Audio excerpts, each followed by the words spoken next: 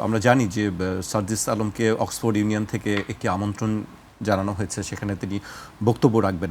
বক্তব্যের একটি বিষয়ে আমরা যতদূর জানি যে আসলে নতুন রাজনৈতিক বন্দোবস্ত বা রাজনৈতিক পুনর্গঠনের বিষয়ে সেখানে আসলে যারা তরুণ আন্দোলনকারীরা আছেন তারা কি আসলে নিজেদেরকে তুলে ধরার জন্যই আসলে কাজ করছেন, নাকি আসলে উদ্দেশ্যটা কি? এইটা হয়তো বিষয় আপনার।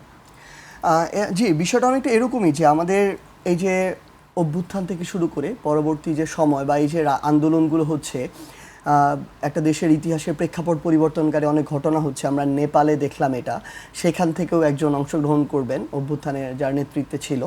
তো তারা এই বিষয়টা আসলে জানতে চায় যে দিন শেষে এই যে আকাঙ্ক্ষাটা কতটা দেশের সাথে সংশ্লিষ্ট, কতটা হচ্ছে ব্যক্তি নির্ভর বা একটা গোষ্ঠীর সাথে সম্পর্কিত।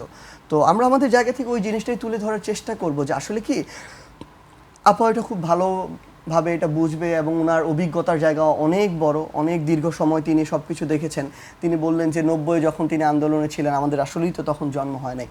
তো সেই জায়গা থেকে বাংলাদেশে আপনি যখন ভালো কিছু একটা সিস্টেমে বড় পরিবর্তন আনতে চাইবেন, ধরেন আমরা যে সংস্কারগুলো চাচ্ছি, এটাতে আমি শুধু বিএনপিকে একটা দল হিসেবে দেখছি না, এটা কিন্তু শুধু এই মেয়াদের জন্য না, এটা আগামীর বাংলাদেশের জন্য। তো ব্যাপারটা হচ্ছে একটা সংস্কারে বিএনপির মতো জায়গা থেকে যতটা না বাধা আসবে, তার পিছনে বিএনপির দলের মধ্যে নাই, প্রকাশ্যে দেখা যায় না, পদপদবিতে নাই, এমপি মন্ত্রী নাই, গাড়িতে পতাকা নাই, এমন অনেক মানুষ আছে, তারা তার চেয়েও বেশি সুবিধাভোগী। ওই মানুষগুলো এই পিছু টানটা তৈরি করে, বাধা হয়ে দাঁড়ায়। কারণ এইদিকে একজন শ্রমিক ভাই দিনে 500 টাকা ইনকাম করে, হয়তো আমার একজন মন্ত্রী 100 কোটি টাকার মালিক হবে বা 50 কোটি টাকার মালিক হবে 5 বছরে, কিন্তু ওই মানুষটা হাজার হাজার কোটি টাকা বিদেশে লুটপাট করে, জনগণের টাকা চুরি করে নিয়ে যায়। আপা হয়তো জানেও না, কিংবা বিএনপিরও অনেক বড় বড় নেতা হয়তো জানেও না যে কাদেরকে ব্যবহার করে কারা পিছন থেকে এই কাজগুলো করছে।